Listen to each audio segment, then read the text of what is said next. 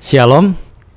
Sebelum kita mendengarkan firman Tuhan, mari kita berdoa.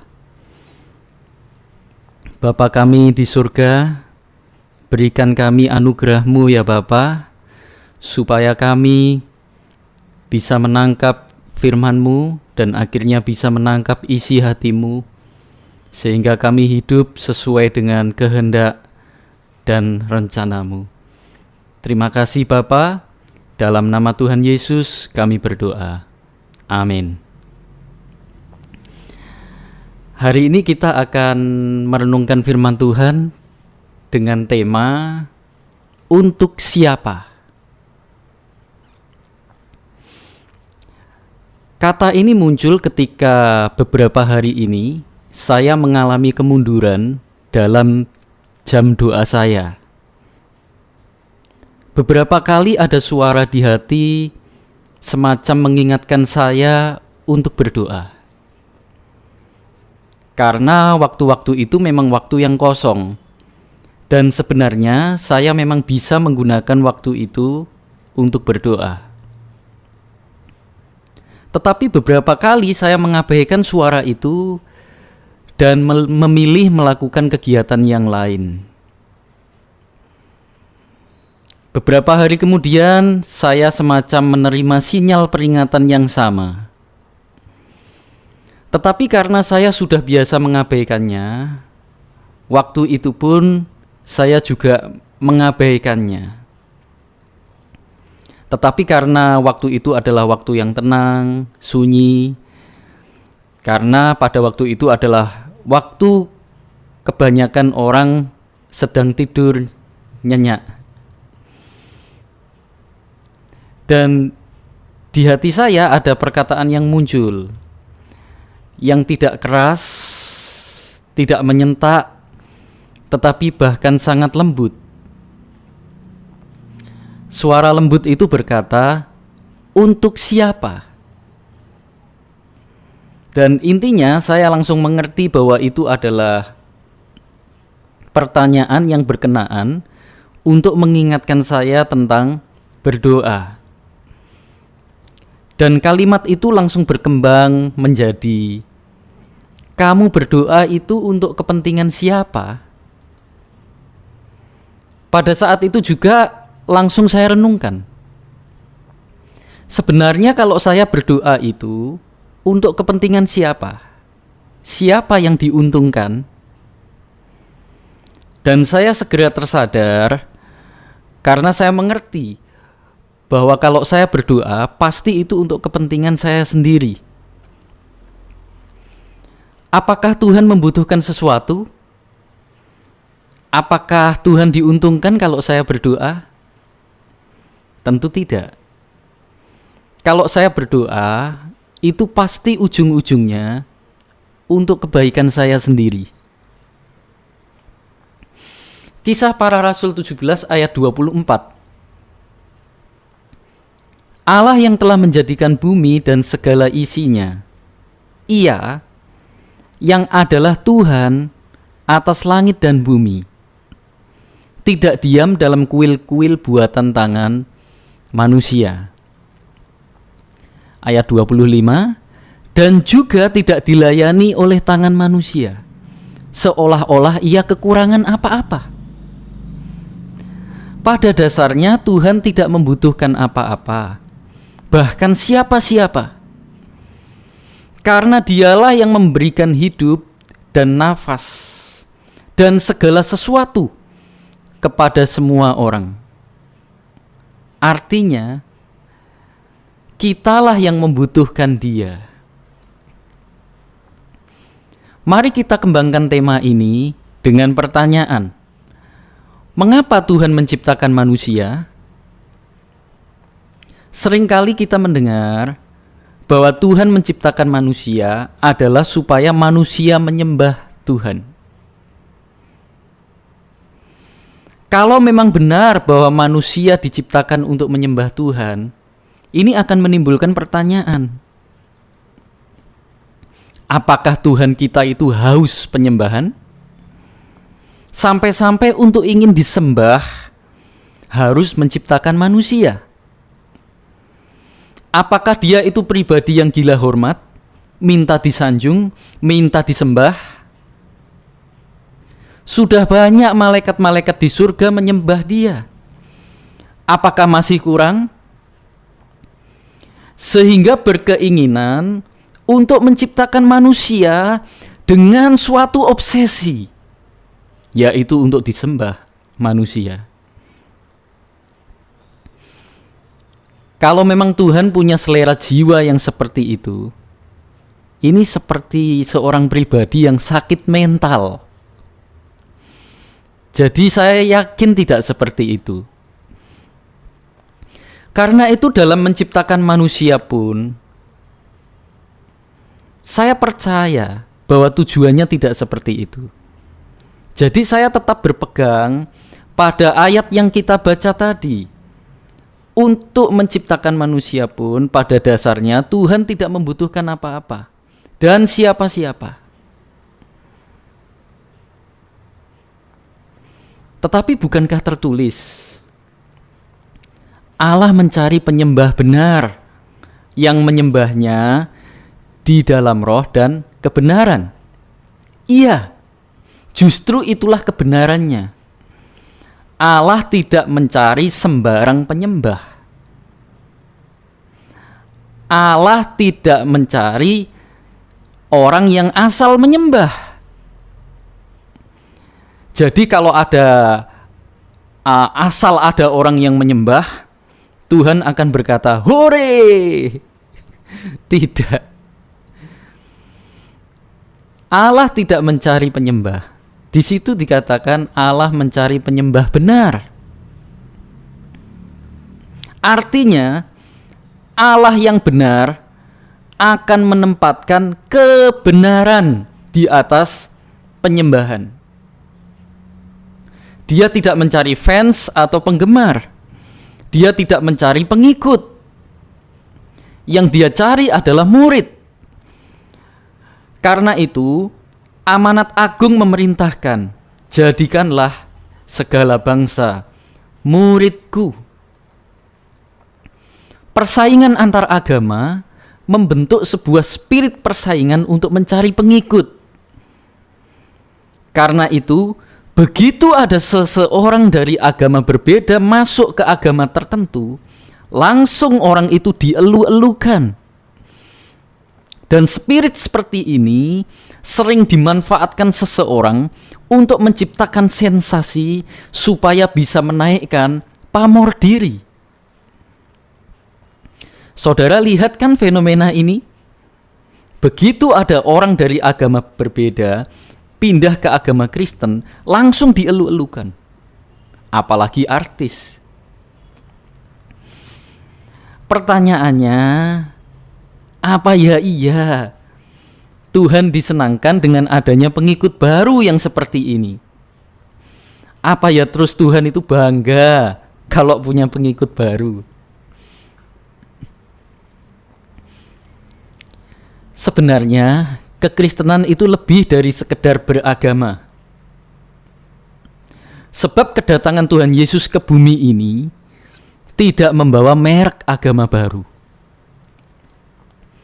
Tuhan Yesus hanya memperkenalkan Bapa yang di surga dan kerajaannya, bukan agama baru. Dan sebenarnya yang sedang ditawarkan Tuhan Yesus kepada kita adalah hubungan kasih yang melebihi segala sesuatu. Yohanes 3 ayat 16. Karena begitu besar kasih Allah akan dunia ini, sehingga ia telah mengaruniakan anaknya yang tunggal, supaya setiap orang yang percaya kepadanya tidak binasa, melainkan beroleh hidup yang kekal. 1 Yohanes 4 ayat 16. Kita telah mengenal dan telah percaya akan kasih Allah kepada kita.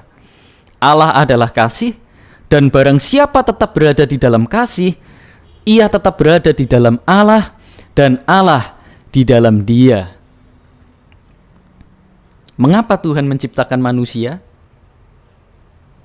Untuk mencurahkan kasih-Nya kepada manusia. Matius 7 ayat 11. Jadi jika kamu yang jahat tahu memberi pemberian yang baik kepada anak-anakmu, apalagi Bapamu yang di surga, Ia akan memberikan yang baik kepada mereka yang meminta kepadanya. Mengapa Tuhan menciptakan manusia? Supaya manusia memiliki relasi dengan Tuhan seperti seorang bapa dengan anaknya. Dan pada dasarnya adalah supaya manusia mengalami kebaikan Bapa yang di surga. 1 Timotius 1 ayat 11, yang berdasarkan Injil dari Allah yang mulia dan maha bahagia, seperti yang telah dipercayakan kepadaku. Mengapa Injil harus diberitakan? Sumber Injil adalah dari Allah yang maha bahagia. Dia maha bahagia, tidak kekurangan bahagia. Inti Injil itu adalah pengorbanan Yesus Kristus. Biasanya orang berkorban adalah untuk memperoleh sesuatu. Orang berinvestasi tujuannya adalah untuk memperoleh keuntungan. Tetapi pengorbanan Yesus Kristus itu adalah sebuah ketulusan. Mengapa? Karena dia tidak kekurangan sesuatu. Dia tidak kekurangan kebahagiaan, sebab dia maha bahagia. Mengapa Injil diberitakan? Supaya Allah bisa membagikan kebahagiaan kepada manusia. Mengapa Injil harus diberitakan? Supaya manusia bahagia. Kembali ke pertanyaan awal. Mengapa Tuhan menciptakan manusia? Pada dasarnya adalah supaya manusia bahagia. Tetapi semua ini bisa rusak karena sebuah virus yang ditularkan oleh iblis. Kejadian 3 ayat 2. Lalu sahut perempuan itu kepada ular itu, buah pohon-pohonan dalam taman ini boleh kami makan. Ayat 3. Tetapi tentang buah pohon yang ada di tengah-tengah taman, Allah berfirman, jangan kamu makan ataupun raba buah itu, nanti kamu mati. Ayat 4. Tetapi ular itu berkata kepada perempuan itu, sekali-kali kamu tidak akan mati. Lihat, di sini iblis mulai memasukkan virus perkataan yang berbeda dengan apa yang Tuhan katakan. Ayat 5. Tetapi Allah mengetahui bahwa pada waktu kamu memakannya, matamu akan terbuka dan kamu akan menjadi seperti Allah, tahu tentang yang baik dan yang jahat. Narasi apa yang sedang dibangun oleh iblis kepada Hawa ini? Dia ingin mengatakan kepada Hawa bahwa Allahmu itu berbohong. Kamu tidak akan mati kalau memakannya.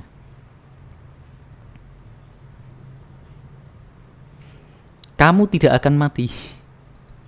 Yang kedua, Allahmu itu tidak benar-benar baik kepadamu. Dia menyembunyikan sesuatu daripadamu. Jadi Allahmu yang engkau kenal sepertinya dia baik itu, dia tidak benar-benar baik kepadamu. Mengapa kamu dilarang memakan buah itu? Bahkan dengan ancaman lagi, kalau kamu memakannya nanti mati. Itu kan ancaman. Padahal kalau kamu memakannya, kamu bukannya mati, malah kamu lebih hidup. Sebab kamu akan punya pengalaman baru, yaitu tahu yang baik dan yang jahat. Dan akhirnya Hawa berhasil disesatkan oleh iblis. Dan celakanya Adam pun ikut serta. sebenarnya seperti orang-orang jahat lainnya, untuk menggiring opini hawa kepada tindakan yang salah, iblis menggunakan kabar bohong atau berita hoax. Dan virus yang sedang ditularkan ke dalam pikiran Hawa adalah virus kecurigaan kepada Tuhan. Dengan opini bahwa seakan-akan Tuhan itu tidak benar-benar baik kepadanya. Bahwa Tuhan sepertinya sedang mengambil keuntungan atau manfaat dari mereka diciptakan. Dan yang terjadi, akhirnya setelah manusia tahu yang baik dan yang jahat, apa yang terjadi setelah mereka tahu yang baik dan yang jahat? Justru manusia dikungkung dalam dua hal itu. Kalau tidak baik, ya jahat. Kadang-kadang baik, kadang-kadang jahat. Celakanya adalah kalau akhirnya cenderung jahat. Ya kadang ada baiknya, tapi celaka kalau cenderung jahat.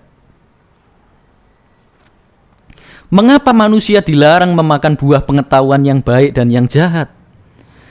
Karena sebenarnya manusia itu tidak dirancang untuk mengetahui yang baik dan yang jahat. Tetapi manusia dirancang untuk mengetahui yang baik, yang berkenan, dan yang sempurna. Roma 12 ayat 2.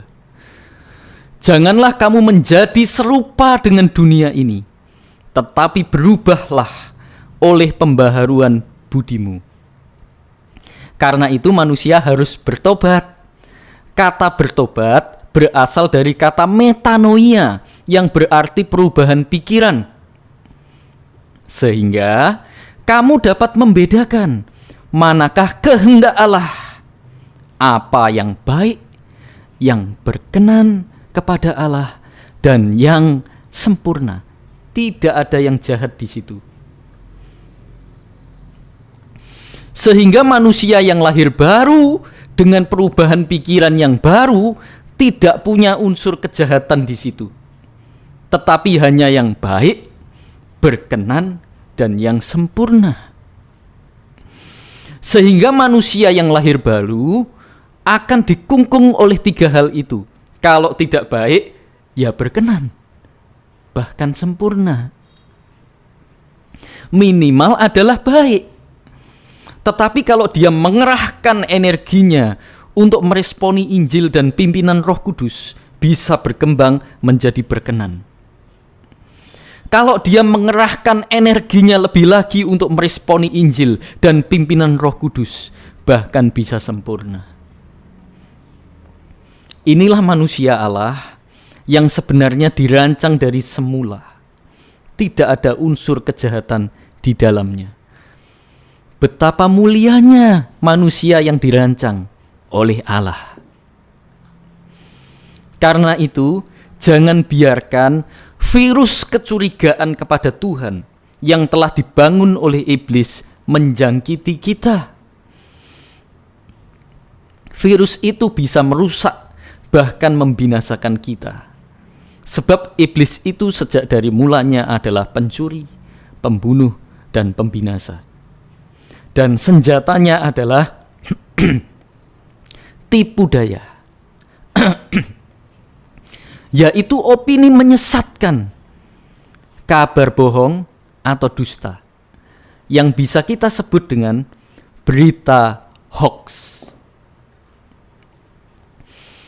Bagaimana caranya supaya tidak tertular virus ini? Apakah dengan social distancing dan physical distancing? Bukan.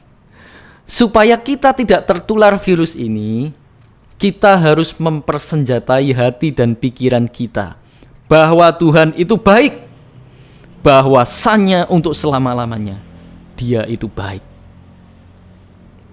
Tidak ada kecurangan di dalam dirinya.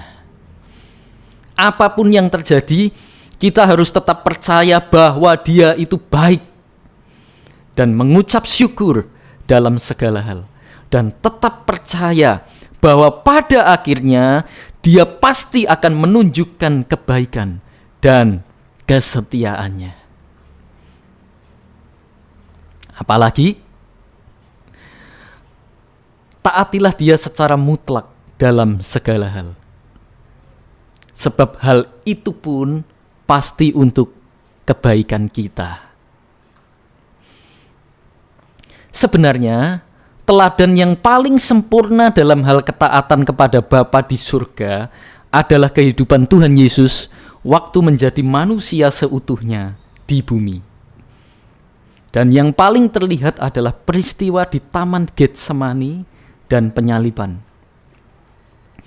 Di Taman Getsemani, Tuhan Yesus menang dalam menaklukkan kehendaknya sendiri dan berkata, "Kalau memang aku harus menjalani penderitaan ini, kehendak-Mu lah yang jadi ya Bapa." Ketika Tuhan Yesus disalib, ada sebuah jeritan yang sangat menyayat hati. "Eloi, Eloi, lama sabachthani." "Allahku, Allahku, mengapa Engkau meninggalkan aku?" Seakan-akan Tuhan Yesus seperti mau berkata, "Allahku, aku ini sudah mentaati kehendak-Mu secara mutlak. Tetapi mengapa Engkau meninggalkan aku? Aku ini sudah setia. Tetapi mengapa Engkau yang tidak setia?"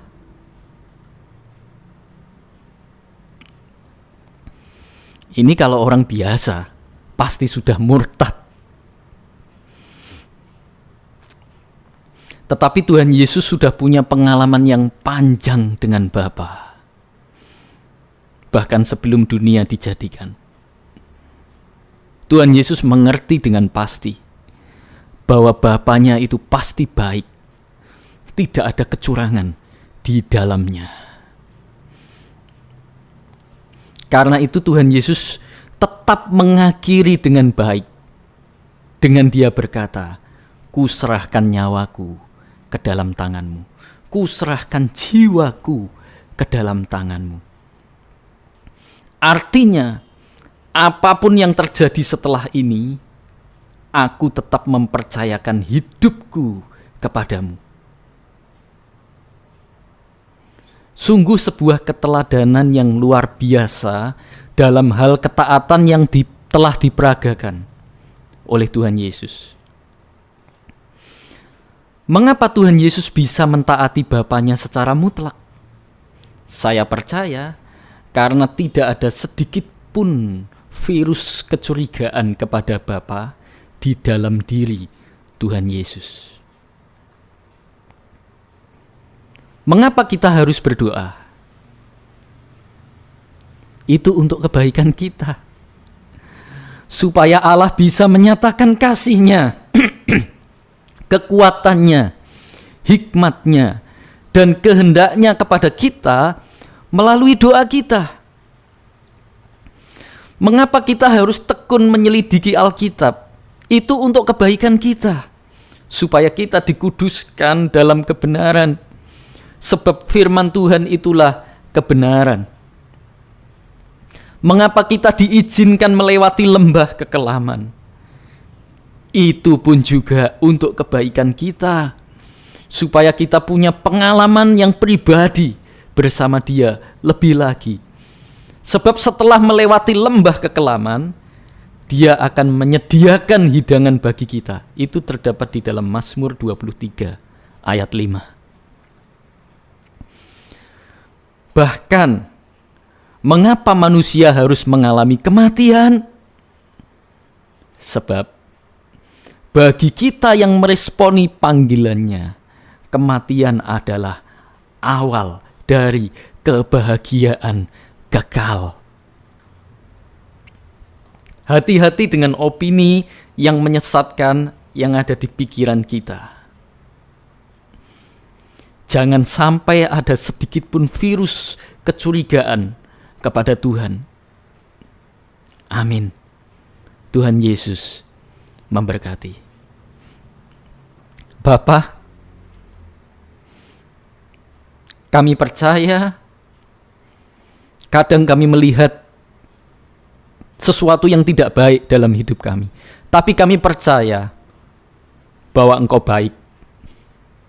Dan kalau Engkau membiarkan dan mengizinkan kami mengalami hal-hal yang tidak baik, itu tujuannya baik, supaya kami mengalami hal-hal yang baik dan mengerti hal-hal yang baik tentang Engkau, supaya kami mengalami kemenangan, supaya kami mengalami pertolongan, supaya kami melihat kesetiaan, kebaikan yang Engkau tunjukkan kepada kami pada akhirnya. Terima kasih Bapa, biarlah firman-Mu ini memberkati kami semua. Dalam nama Tuhan Yesus kami berdoa. Amin.